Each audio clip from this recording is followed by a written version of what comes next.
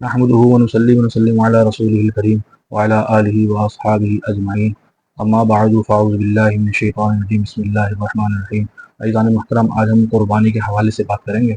قربانی کے مسائل سیکھنا ان لوگوں پر تو واجب ہے جو لوگ قربانیاں کرتے ہیں، جن کو اللہ تعالیٰ نے استطاعت عطا فرمائی ہے کہ وہ ہر سال قربانیاں کرتے ہیں، اور دوسرے لوگوں کو بھی قربانی کے مسائل سیکھنا واجب، بلکہ علم دین سیکھنا تو یہی فرض ہے ہر مسلمان کا۔ علم دین کے بغیر تو انسان کی زندگی جانور لیتی ہے۔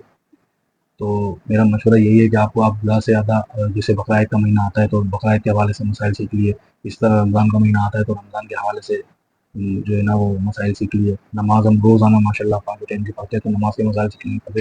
اسی طرح بہت سارے مسائل ہیں، زکوٰۃ کے مسائل ہیں، حج کے مسائل ہیں، اسی طرح قربانی کے بھی مسائل ہیں۔ تو قربانی کے مسائل بھی سیکھنا ہم مسلمان پر فرض ہے۔ اب آئے میں آپ کو کچھ مسائل آپ کی نظر کرنا چاہتا ہوں۔ قربانی کے وقت میں قربانی کرنا ہی لازم ہے، کوئی دوسری چیز اس کے قائم مقام نہیں ہو سکتی۔ مثلا قربانی کی بجائے آپ کہیں کہ یار میری پیسے صدقہ کسی کو کر دوں، جیسا کہ آج کل یہ جو نکلے ہوئے ہیں نا خدمت خلق والے، یہ جو مخلوق کی خدمت کرنے والے نکلے ہوئے ہیں کہ جو ہے نا وہ قربانی کرنا ضروری نہیں، بھائی کسی غریب کی شادی کروا دیں۔ ان لوگوں کو تو شادیاں ایک تو قربانی کے وقت ہی یاد آتی ہیں۔ حالانکہ حدیث میں ہے، اس میں نے ایک ویڈیو بھی بنائی ہے جو یوٹیوب پر اپلوڈ ہو چکی ہے۔ قربانی کے وقت اللہ تعالیٰ جل جلالہ کے نزدیک جانور کا خون بہنے سے زیادہ افضل عمل کوئی اور ہے ہی نہیں۔ یعنی اللہ تعالیٰ قربانی کے وقت قربانی کو ہی پسند کرتا ہے، چاہے آپ لاکھوں کروڑوں روپیہ صدقہ کر دیں اس کی راہ میں، لیکن جو قربانی کا جو ثواب ہے وہ آپ کے ہاتھ نہیں آئے گا۔